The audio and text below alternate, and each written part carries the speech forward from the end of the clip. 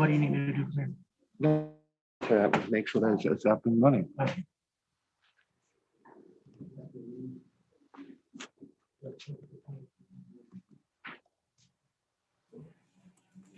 Where's the laptop?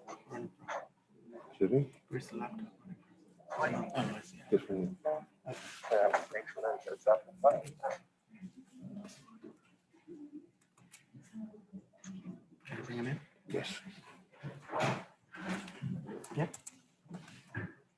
Wood rod.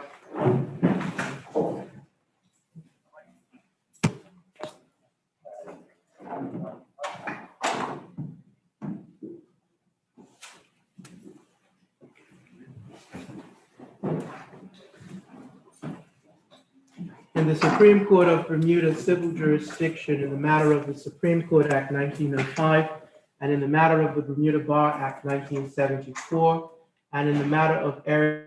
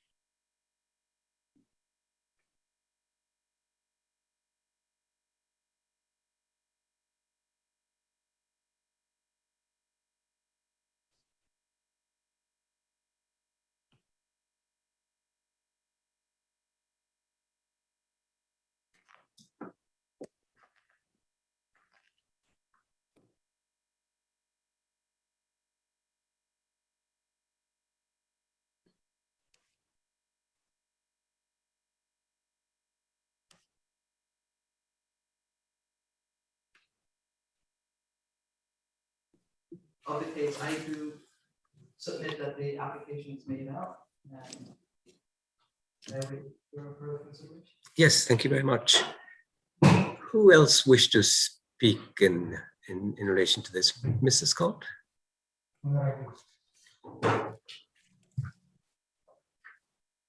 Madam Justice, I do rise with pleasure, my Lord, and a distinct honor to welcome Bermuda's newest member of the Bermuda Bar, who has just been proposed by my learned friend. My welcome today is both warm and fraternal as we treat upon your admission, Ms. A.Caines, to the Bermuda Bar. That is lordship we trust will be pleased to graciously accede to. Sir, many friendly and fond memories flood to one's mental and emotional space at this time, at the juncture of this very historic call. Why? I think for many of us, our minds will reflect back to a day in 1953, when the first Black woman, Bermudian woman of this island was admitted to the bar, the A.Caines Call. Yes. Dangerous evidence. It happened in the court, the court to our south. The then Chief Justice I had estimated would have been Sir Trounsel Gilbert between 1952 and 1953. I was 3 at the time. Dame Lois was 24. Later in life, by 1981, I had the distinct pleasure, Lord, of joining the law practice of Brown and Wade, where I established fond and firm friendships with Dame Lois, then Lois Brown, Mr. L. Frederick Wade. And these friendships, my Lord, were both professional and personal. The tentacles of our friendship formed in that set of chambers, my Lord, spread far and wide. These friendships were, as I say, personal and professional, and tinged with a great deal of politics. And as a consequence of that, the tentacles of my friendship with Dame Lois and Mr. L.F. Wade spread to many other members of the country, including my Lord yourself, our eminent colleague, Mr. Julian Hall, in politics, to Dame Jennifer and the Honorable Paula A. Cox, 2 former premiers of this country, and the list exceeds many happy moments. Lord, to Ms. A.Caines, I want you to underscore this matter. In the court, at Court 1, as a young court associate sitting at the desk, I was mesmerized by the capacity of a woman, 3 women barristers, who inspired me to no end to advocacy. Dame Lois's urbane forcefulness was one aspect that I observed.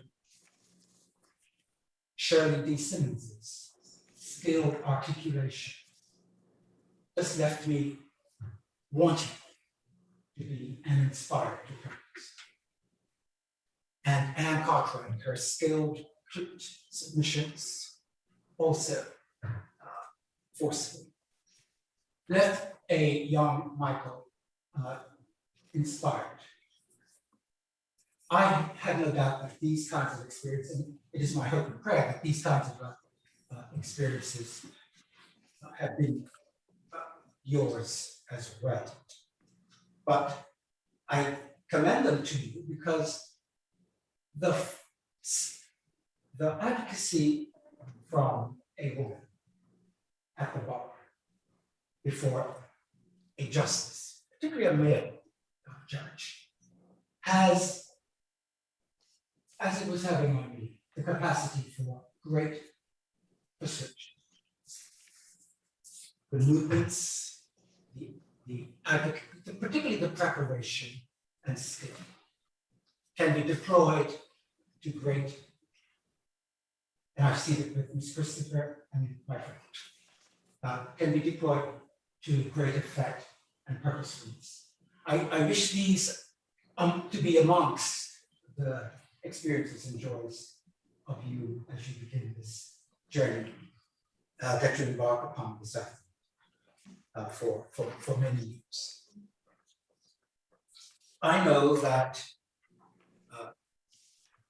your mother who is present and your aunt and then Lois in absence, and all of the presence I've mentioned are with us today in spirit and are proud as ever of this admission by you to the world. Following in a hugely historic context. Because of your blood and character and your experience from your mother, I anticipate that you will face and take on many causes in this country. Some of them causes that even your grandmother, Dame Lewis, faced and has not yet completed the task. Approach these causes, these duties, indeed your duty under our laws, which will invite you, which urge you to carry out your duties.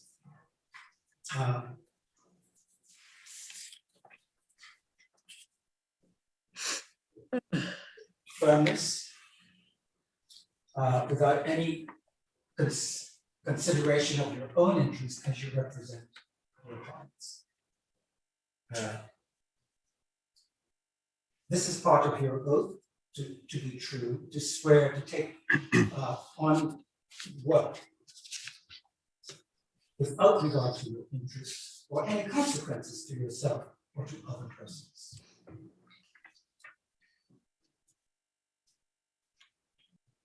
And so, to our newest member of the bar,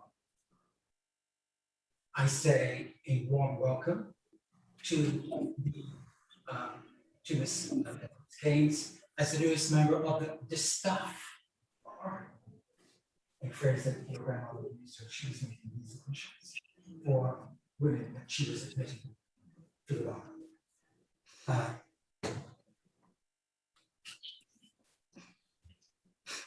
And I know, my Lord, that very soon the reports of Ms. A.Caines' work and time at the bar will indeed be good. I welcome you most warmly.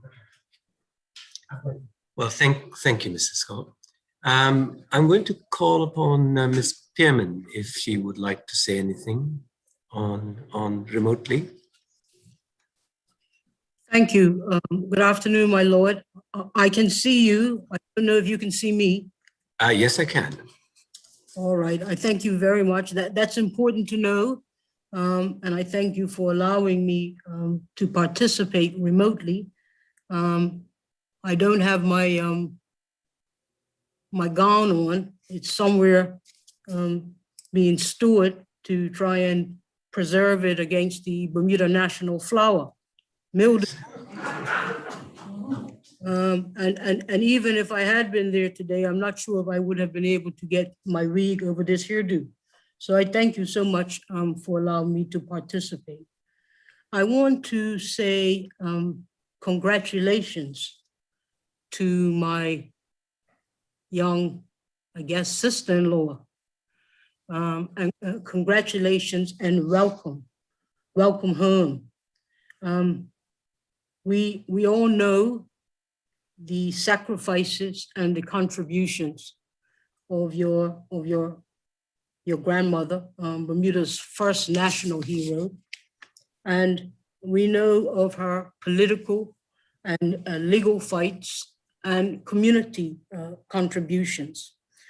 She devoted her life to the cause of fairness and justice and equality of opportunity. Just because she made it look easy, the fight was not an easy one, and the struggle continues. And yes, a nation still stands on her shoulder. And I suppose there are some things that we could never have foreseen or made up. We could never have foreseen that today we would be attending and participating in this call to the bar in a building named for her, welcoming her granddaughter. I missed the beginning of my learned friend, Ms. Christopher's remarks when Brown Evans came into this legal arena. We know it was a battle. It was for war. And like my learned friend, Ms. Christopher, who shares her fire and her birth month, Brown Evans was not easy. She gave it her all. And we remember with some bittersweet sadness how she was planning her 80th birthday celebration and the big bashment that she was going to have up at Devonshire Rack when she left us. My learned friend, Ms. Christopher, Chief Justice, celebrates her birthday on Sunday, I believe, the 6th. Happy birthday, Ms. Christopher, when it comes. And there's also another. Made a note of that. Thank you. There is another warrior who is known for her tenacity and skills in that courtroom. That is Madam Director DPP, who celebrates her birthday today. So if she can hear me, happy birthday to you, Director. Chief, I used to fight hard in the courts once upon a time, but I remember. thank you.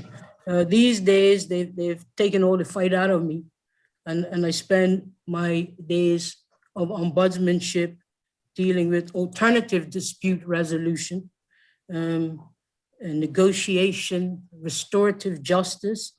I've had to lay down my sword and shield, and it looks like my wig and gown, and study war no more, at least until sometime next year. For hundreds of years, we've called these ceremonies calls to the bar. But for some people, it is not so much a call, but an answer to serve. And I believe that Ms. Caines may be some such person. I would also like to congratulate Chief, her proud parents, Ms. Tina A.Caines, commonly known as Lady T, and her father, Reverend Glenn A.Caines. Ari, I don't think I've ever told you this before, but we are Bermudian cousins. Cousins are when there's no blood between you, but you're connected and you like the person and you want to claim them. And on the Caines and Lambert side, the woman who I called mother was related to that family. And so I gladly claim you as not just sister-in-law, but also my cousin.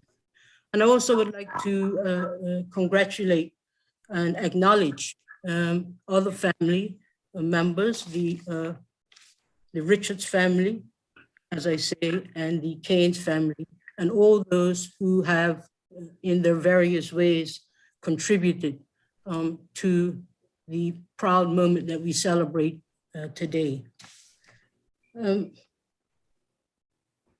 I want to say also, Chief Justice, that it is very tempting in situations such as this to attribute to the young barrister all sorts of attributes from others, especially when we know who our grandmother is.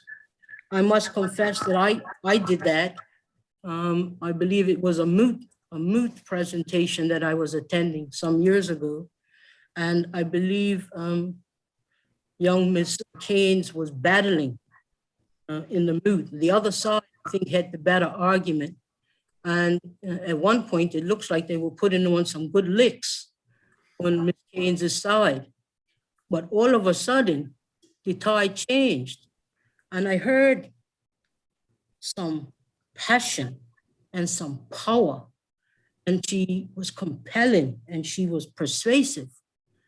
And I couldn't help but think to myself, well, we know where that comes from. And I heard Dame Lewis in the court loud and clear.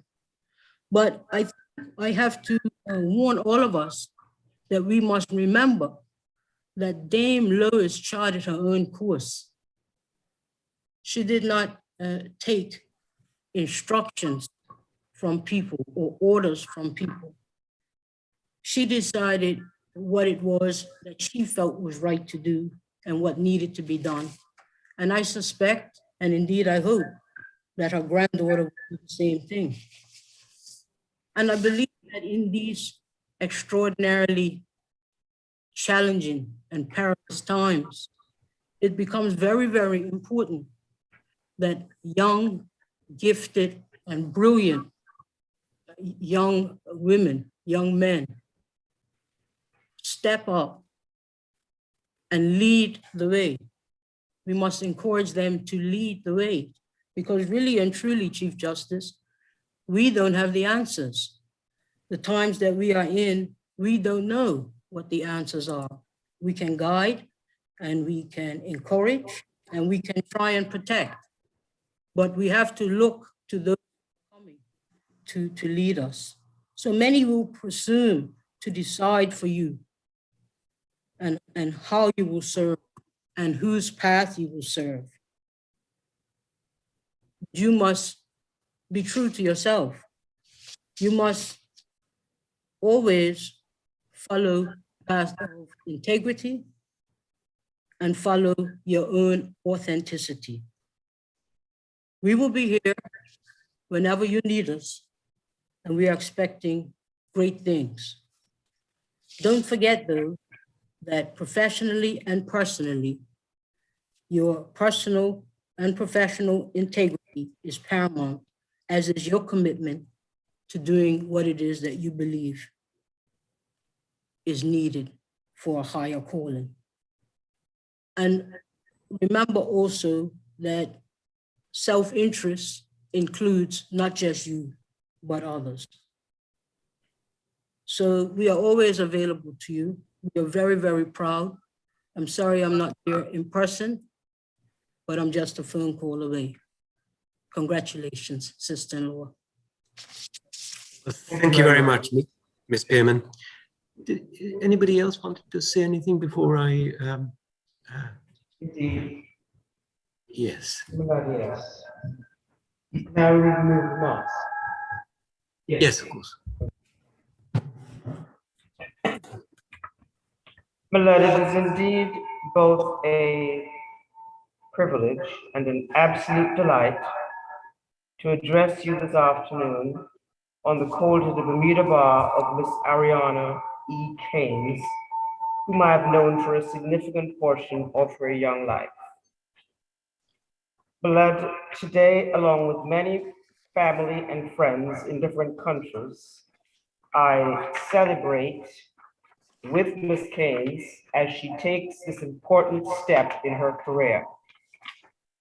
I associate myself with all the congratulatory remarks and well wishes made by others on this auspicious occasion. Blood, in this regard, with your leave, may I bring special greetings and congratulations from the Bahamas. From close family friends there, Mr. and Mrs. Edward Andrew Maynard of Nassau. The Maynards wrote, "Our dearest Ariana, as you start this new and exciting part of your life's journey, trust the magic of new beginnings. Aim for the sky, but move slowly enough to enjoy and savor every step along the way. Every step, whether large or small, will teach you something valuable for the next step, next part of your voyage. Congratulations, and know that we are proud of you and wish you well as you shine brilliantly with focused determination. Warmest regards, Mr. and Mrs. Edward Andrew Maynard, Sr. and family, Nassau, Bahamas. But it is also my privilege to bring special greetings from the Honorable Frank M.G. Phipps, QC OJ of Jamaica, formerly in Bermuda many times over the years. The Honorable Phipps, QC OJ, is a Queen's Counsel instructed by the late chambers of Lois M. Brown and later Brown and Wade, barristers and attorneys, as they were known.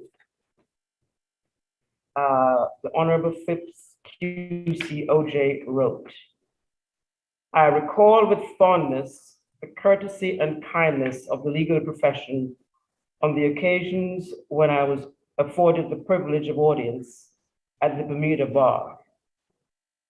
My most cherished recollection, however, is the bar's unrelenting pursuit of justice and the protection of human rights for every person in Bermuda. They may even get paid for it sometime. But this is no compensation equal to the satisfaction of duty well done. I send congratulations to Ms. Ariana A.Caines on her call to membership of the legal profession with the sincere belief that she will honor and continue the traditions of this noble profession. Please convey my best wishes for an enjoyable and successful practice. Frank Phipps. Milad, Ms. Caines interned with me for 1 month as a summer student in my law practice, exactly 1 decade ago. We had a wonderful interchange of learning and practice. Ms. Caines was keen and a quick learner. Indeed, I saw glimpses of perspicacity, tenacity, and focus far beyond her then tender years. These qualities, along with her other fine qualities, will, I'm sure, stand her in very good stead as she progresses from plateau to plateau in her life's journey. Beloved, I wish to associate myself with all the congratulatory remarks made on this special occasion.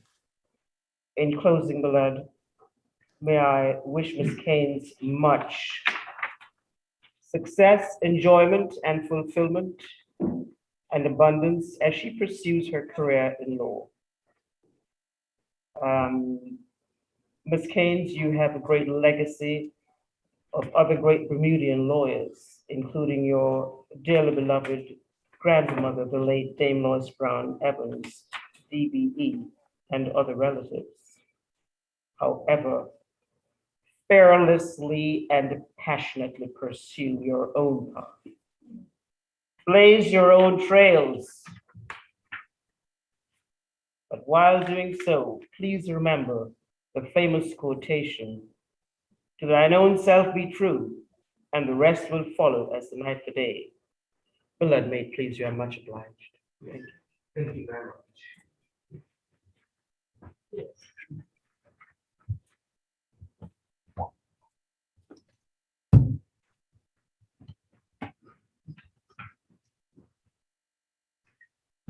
My Lord, it gives me great honor to rise and say a few words in support of my learned friend's application.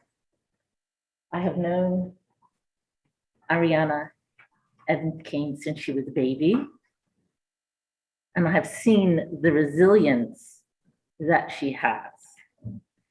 So I'm happy, assuming you approve this application, my Lord, to welcome her to the in-house bar, because notwithstanding my learned friend's remarks about cryptocurrency and fintech, right?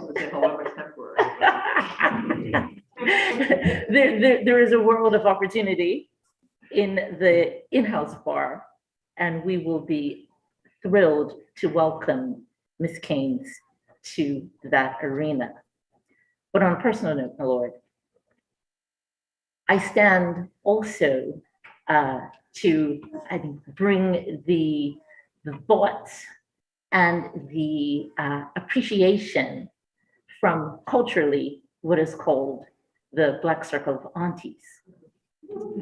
And we have, so, my Lord, I am not a biological sister to her mother, but I am a sister, S-I-S-T-A-H. And our circle of sisters, right? Cheryl and Carla and Paula and Aunt Jen and Aunt Willa. We prayed over this child when we thought she might not see. Right? She had surgeries to repair her eyesight, and she was a toddler. And I can recall our prayers, a circle going around. Yes, that she might have sight. And look what the Lord has done. So, my Lord, just on behalf of our personal families, right? In honor of our prayers being answered, my Lord, I am just thrilled to see this is Black Girl Excellence, right? In action, and absolutely thrilled and honored to welcome her, who was our baby now as a learned sister-in-law. Thank you, my Lord. Thank you very much. I have got before me the notice of motion, I have the applications. Things I have.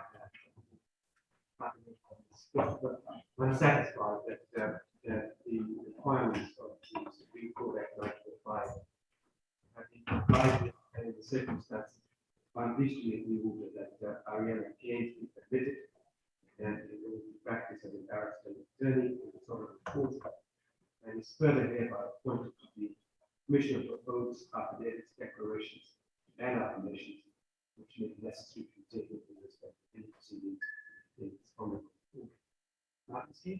If you follow Mr. Simons, you can be wrote, and once you wrote, then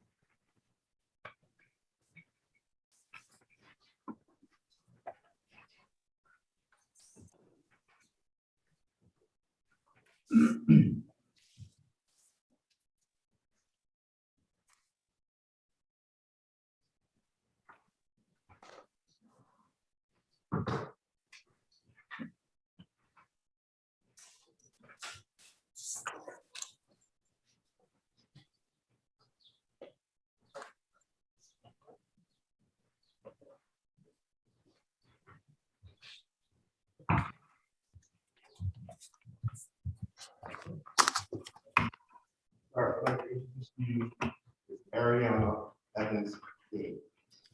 Yes, Ms. Caines.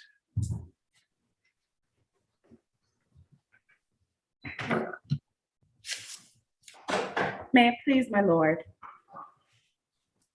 My Lord, by the age of 10 years old, I'd become used to the process of meeting with my ophthalmologist to check on my congenital glaucoma. My Lord, I thought after all the years of surgeries and appointments, I had grown used to it all, until that day. After my doctor completed my checkup, he informed me that my consistent headaches were not a side effect from medication as we had hoped. The doctor looked at me and told me I had to have another surgery. And while it would slow the vision loss in my left eye, he could not guarantee that I would not have total blindness in that eye by the time I was 30. And with that, my Lord, my personal countdown began. There are a lot of things 10-year-old me wanted to accomplish in that 20-year period. And while there's still much to do, one of the biggest things on that list was to become a lawyer. My Lord, it has not always been an easy road, but I've always held on to the hope that I would, both in the literal and metaphorical sense, see this day. And I'm so grateful that I have. Along this journey, I've had an incredible support system filled with educators, barristers, mentors, friends, and family, both here in Bermuda and abroad. And I'm so grateful to have their continued love and support today. I would like to take a few moments to first acknowledge the educators that helped shape me into the person I am today. I am incredibly grateful to my alma mater, the Barclay Institute, and former head principal, Senator Michelle Simmons, and the teachers that always pushed me to be the best version of myself and provided me with the first space for me to use my voice. Which brings me, my Lord, to Youth Parliament, where I learned the power of that voice. I'm so grateful to the Youth Parliament organization that played such a massive role in my life. It gave me the chance to go abroad and represent Bermuda at the Regional Youth Parliament debate in Barbados, where after some much needed encouragement by the Honorable Opposition Leader Cole Simons, I won the title of Best Debater. I am so appreciative of the Youth Parliament leader during my tenure, Senator Owen Darrell, and the clerk to the legislature, Ms. Shernette Wolf, for providing a stimulating and positive environment. And I'm extremely proud that I was offered the chance to return to Youth Parliament in 2017 as a volunteer debate coach. My Lord, as evidenced in my affidavit, my career began in England and Wales, where I started pupillage at Carmelite Chambers after being awarded the Dame Lois Brown Evans Pupillage Award by the Bermuda Bar Association in partnership with Carmelite. My Lord, my time at Carmelite provided me with a firm foundation as an advocate and allowed me to find my space as a young Black woman barrister in London.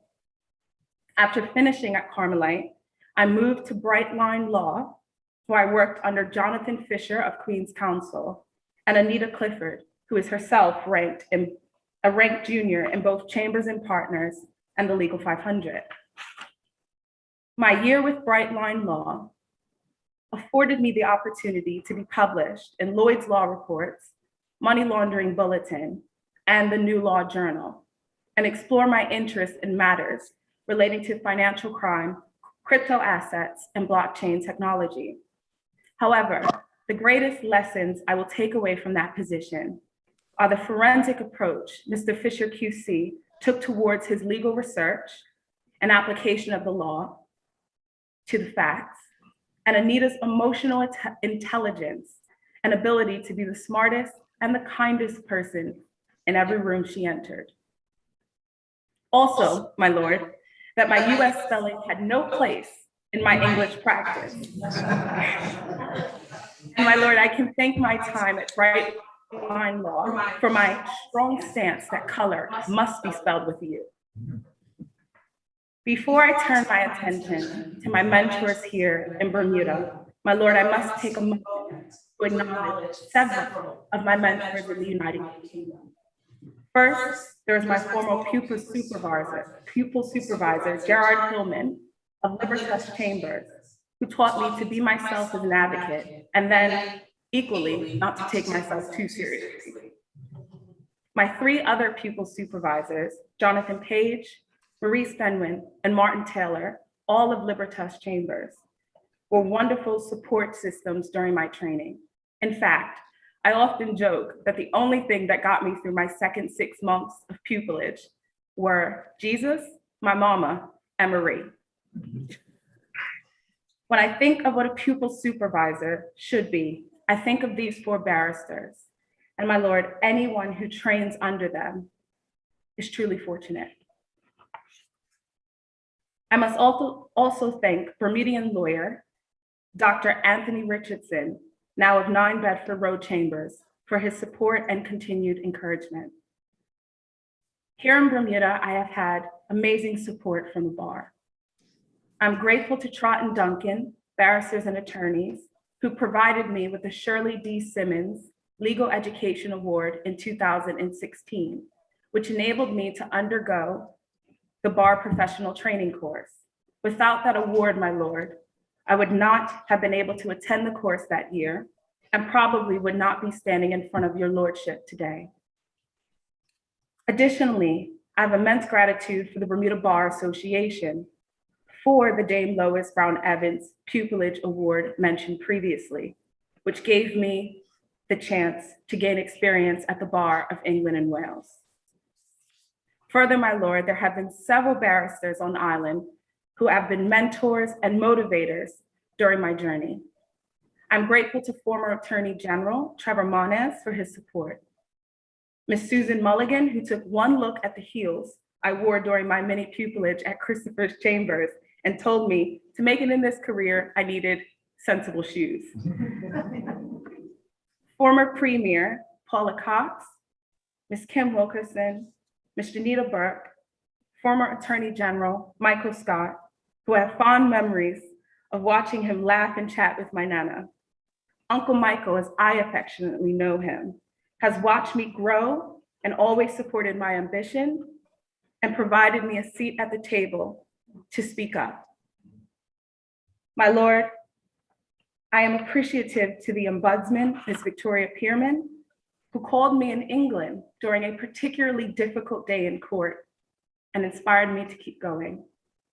And of course, my Lord, Ms. Patricia Harvey, who provided my first legal internship. I learned from Ms. Harvey, my Lord, that the foundation of a long-lasting career is reverence for the role in everything you do. Whether it is filing papers, speaking with a client, or simply walking back from court to chambers, it must always be done with the knowledge it is first and foremost a privilege to be a barrister. This, of course, my Lord, brings me to my favorite lawyer in the world. I say that knowing that many of my best friends and closest family members are lawyers. I remember the first time I saw Miss Christopher in court. It was like an aspiring performer seeing Prince live. My Lord, I was starstruck. I ran home and told my mother I had seen the most fantastic barrister in court. I relayed to her that Miss Christopher's tone was deliberate and measured, assured but not off-putting, her points factual, never pedantic, and her stance was firm and confident. To put it shortly, my Lord, Miss Christopher was everything.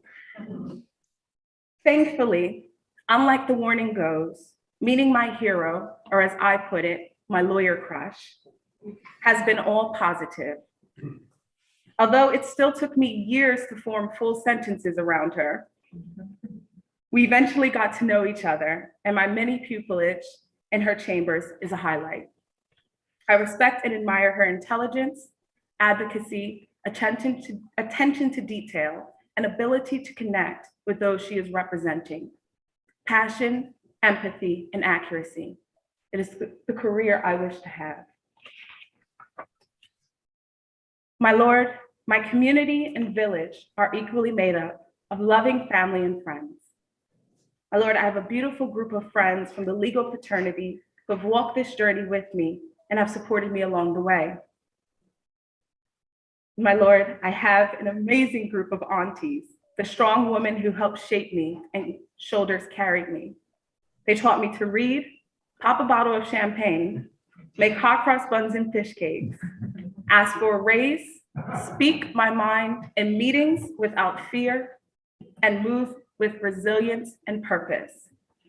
And I'm so blessed to have all of them.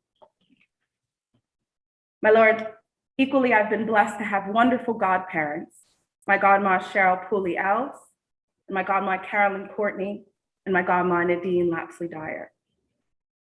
Now, my Lord, Dame Jennifer Smith, or as I know her, Aunt Jen, who is not officially a godparent, has been one of my cheerleaders and inspirations and has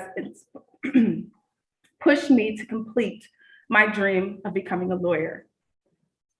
I'm so grateful for the role she plays in my life, and I can only imagine how pleased my Nana would be to see us both together. My Lord, I must thank my loving Caines family for their continued prayers. My granny, Matilda Caines, prays for me every day, twice a day. And I hope my papa, Kenneth Caines, in heaven is proud of my efforts. My Lord, I have to acknowledge my family that live in the United States of America, led by my loving patriarch and their loving patriarch, Mortimer Lawrence Esquire, who was gracious enough to allow me to be born on his birthday. My Lord, I also thank my Brown Evans family, my wonderful Uncle Donald and Aunt Joanne, and my Aunt Nadine, who, if no one else believes in my ability, it's her. And she is constantly giving me the chance to show up and be my best self. And my cousins, Renike Freeman, Kenneth Pouchet, and Nicholas Evans. And of course, my Lord, my papa, John C. Evans, who is in heaven playing some Mighty Sparrow for me. My Lord, I have been blessed with not only two parents, but also two step-parents as well.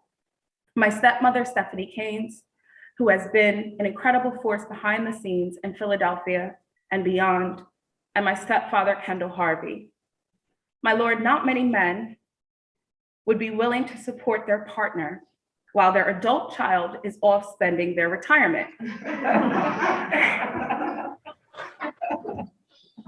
On my Lord, what is ultimately a glorified gamble. And regularly calling, and my Lord, I mean regularly calling at 4 a.m. in tears during exam periods.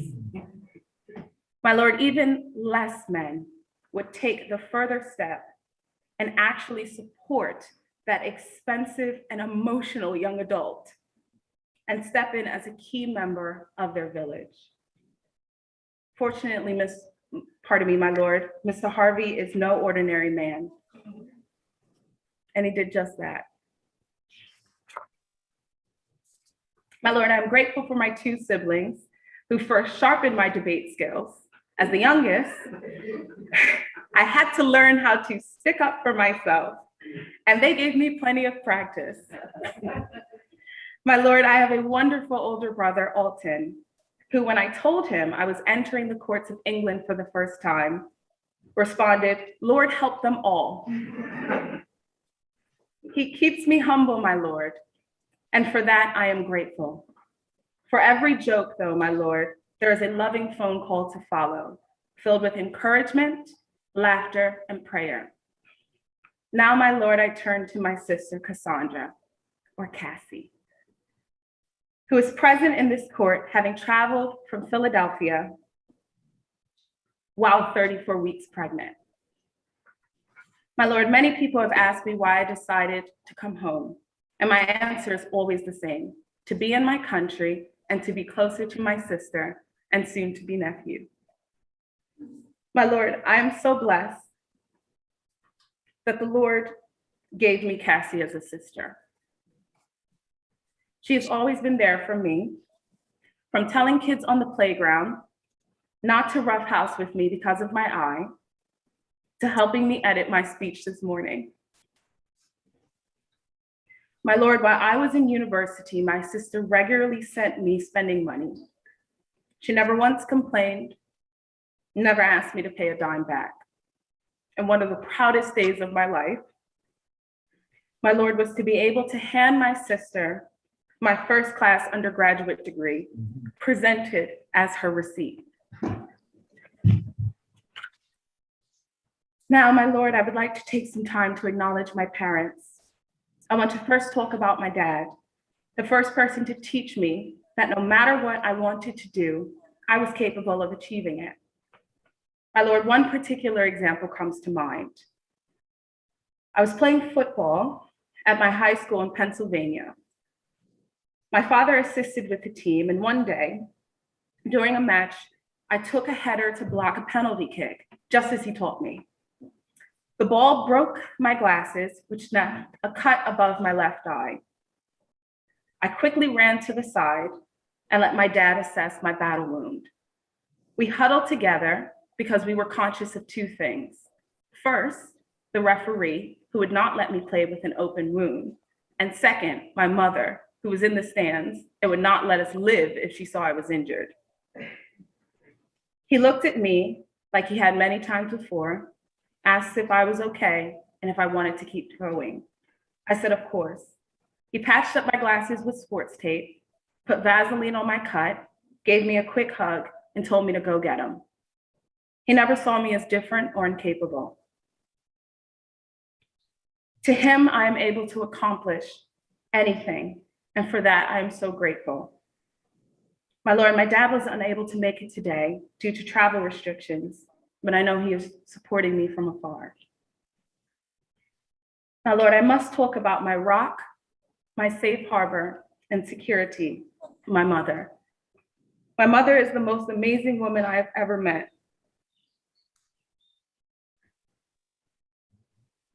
She has given everything she had twice over for me to be here. My Lord, I've always said that any qualifications I have, they should just add her name right next to them. She has sat through the early morning nerves before an exam, despite the time difference. She has cheered with me during my first acquittal in the magistrate's court. And she has cried with me during the heartbreak from a poor exam mark, and also a boy.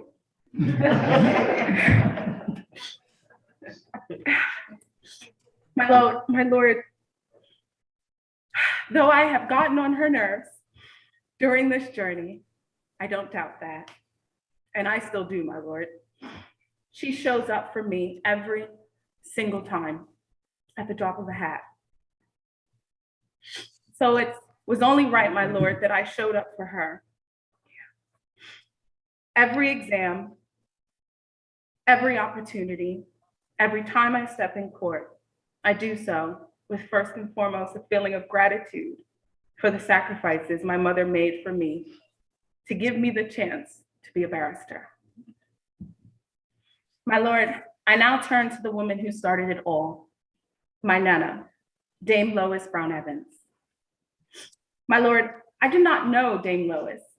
I knew my Nana, the woman who loved to read with us and dance with us, who never liked my over-reliance on slang and never understood why Americans said till when until was already short enough. I remember fondly the day I told my Nana I wanted to be a lawyer. I was around 7 or 8, and I said, Nana, when I grow up, I want to be a lawyer, but I do not want to be a lawyer like you. You help people. I want to make money. She smiled and amused her cheeky granddaughter, but reminded me that in all things, the people come first. I often reflect on this conversation because it was the only one I got to have about my ambitions with her. My grandmother passed away when I was 12, so we never had a chance to go into such things. But my Lord, I trust she must have smiled in heaven as she watched me practice at the criminal defense bar while helping people and not making any money. Successful lawyer. My Lord, my Nana always said, "To thine own self be true." And from what I am told, she never pushed her children to follow in her footsteps, nor live in her shadow. She was a humble and personable woman, a woman of the people. So much so, I had no idea who she was until she passed away. And I remember thinking, why are all these people in the street to stare at my Nana's casket? It was not until I started my research into her that I began to learn who my Nana was. And my Lord, it is my greatest hope that through my efforts, I have done right by her legacy. My Lord, before I conclude, there are so many names, so many individuals who have been contributors to my journey. However, my Lord, to name them all, we may be here for the rest of the day, and I anticipate your lordship has lunch plans. And hearing it too. Yes, my Lord.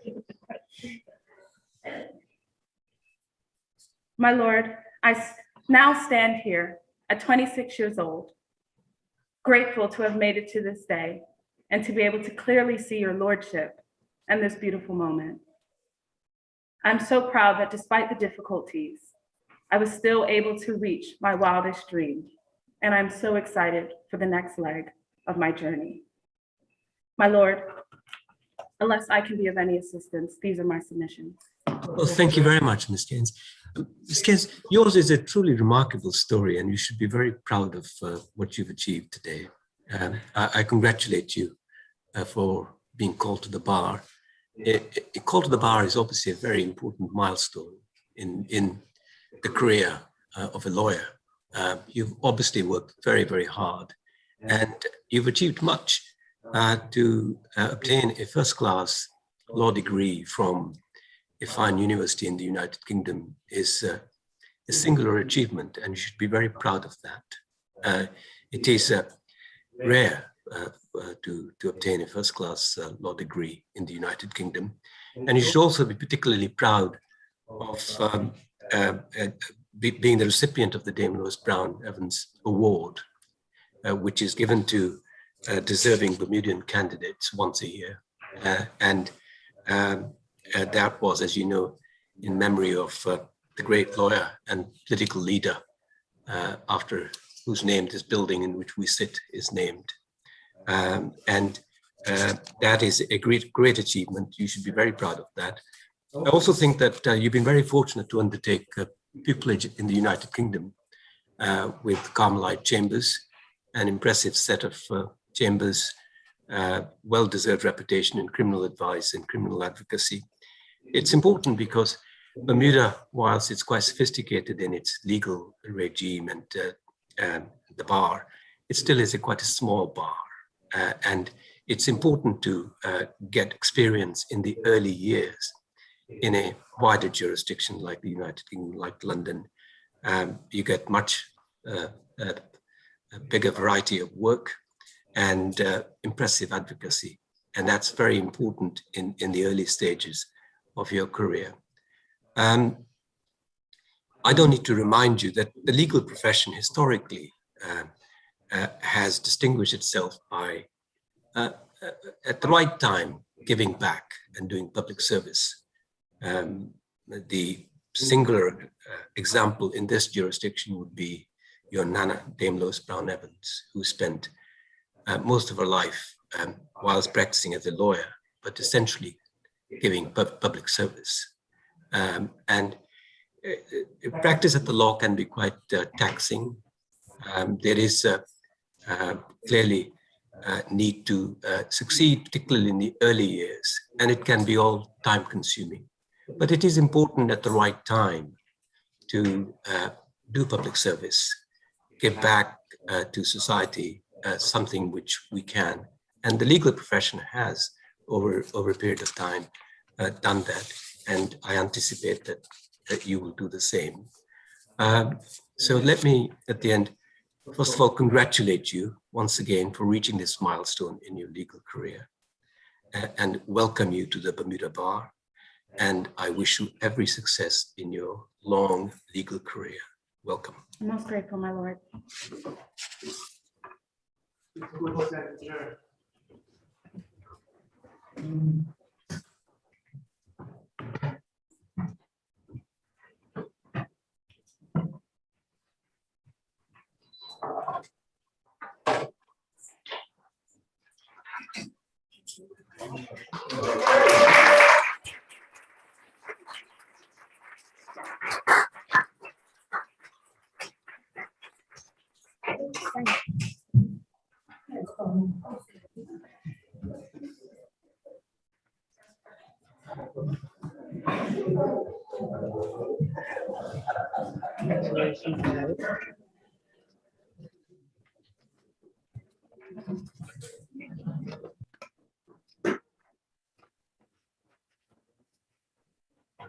I'm like leaving everything.